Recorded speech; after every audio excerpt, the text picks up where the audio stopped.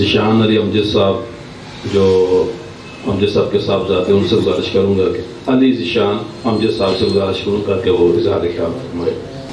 بسم اللہ الرحمن الرحیم۔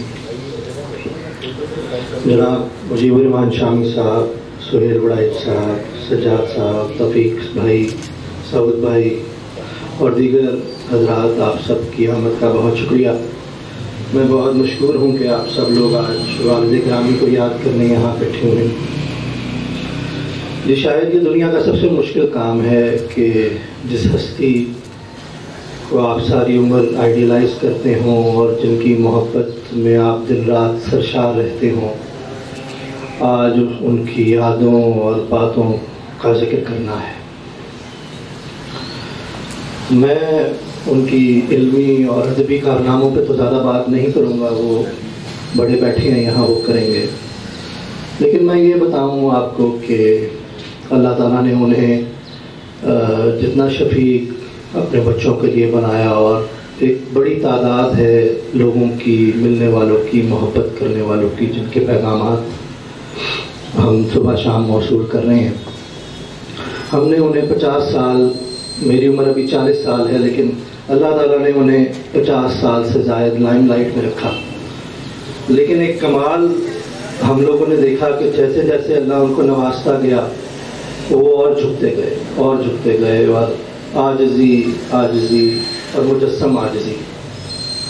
اتنے لوگوں سے وہ ملتے تھے، اتنے سفر، اتنے ملنے والے، لیکن جو بھی ملتا ہے وہ یوں ہی بات کرتا ہے کہ جیسے شاید مجھ سے ہی سب سے زیادہ ان کا تعلق ہے۔ ہمارے لیے وہ بہت بڑا سرمایہ چھوڑ گئے، بہت بڑی لیگیسی چھوڑ گئے، اور خوشی اس بات کی ہے کہ وہ دنیا سے بہت مطمئن گئے۔ جو آخری سفر انہوں نے کیا، مجھے سعادت نصیب ہوئی، میں انہیں لے گیا، اور وہ جو آخری 10-15 دن ان کی زندگی کے، وہ انتہائی خوبصورت اور بہت خوش ان کی قلبی کیفیت تھی، وہ میں انشاءاللہ لکھوں گا کبھی۔ اور ایک عجیب بات کہ دنیا میں جب آپ کو شہرت ملتی ہے تو حاسد بھی بہت سے اکٹھے ہوتے ہیں، اور میں اکثر اس بات پہ ڈسٹرب ہو جاتا تھا، تو ہم اکٹھے، وہ غالب کا شعر ہے کہ حسد سزائے کمال سخن ہے کیا کیجیے، وہ پڑھتے تھے، اور میں ان سے بہت کچھ سیکھا، سب کچھ انہیں سے سیکھا، کہ ہر چیز ان کی نسبت سے ہے، لیکن یہ ہے کہ اپنا کام کرتے رہو، اور شاید کوئی ایک دن بھی ایسا میں نے نہیں دیکھا کہ انہوں نے کچھ لکھا نہ۔ اور جس طرح ابھی فرما رہے تھے کہ 79 ایئرس ان کی، اور کتابیں بھی 79، اور انہوں نے ان کو بہت نوازا۔ میں زیادہ لمبی بات نہیں کرنا چاہوں گا، سب بھی بیٹھے ہیں باقی، تو بس یہی ہے کہ انہوں نے اپنی آخری جو 20-25 سال خاص طور پہ اس میں ویلفیئر پہ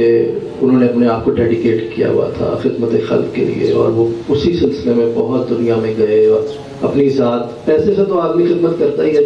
لیکن اپنا وقت دینا اور ڈیڈیکیٹڈ جتنے وہ تھے، اور